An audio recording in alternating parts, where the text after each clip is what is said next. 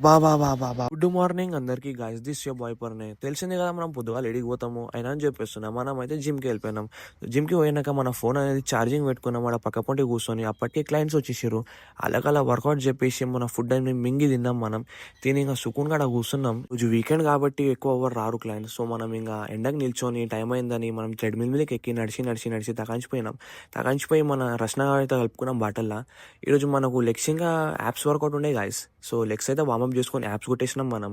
చూడరి apps అనేది ఎట్లా కొడుతున్నానో మీరు కూడా సేమ్ చేయరి గట్టిగా అయితే యాప్స్. సో ఈరోజు లెగ్స్ కొడుతుంటే జర డేంజర్ సీన్ అయిపోయింది. మనం ఎంబడ హ్యామ్స్ట్రింగ్స్ అనేది పట్టుకునే గలీజ్గా కుంటుకుంటా పక్క పొంటి పోయినా వార్మప్ చేసుకున్న అటు ఇటు చేసుకొని మెస్లీ ఇంకా దేవుని దేవతో ఎట్లనో అట్లా లేచి మళ్ళీ మన వర్కౌట్ అనేది కంటిన్యూ చేసుకొని మన పోస్ట్ వర్కౌట్ తాగేసి ఇంటికి చెక్అవుట్ అయిపోయినాం గాయస్. ఇంటికి వచ్చినాక మనం తిండి తినేసి ఇంకా పండుకొని లేచి ట్యూషన్కి అయితే వెళ్ళిపోయినాం చదువుకోవడానికి.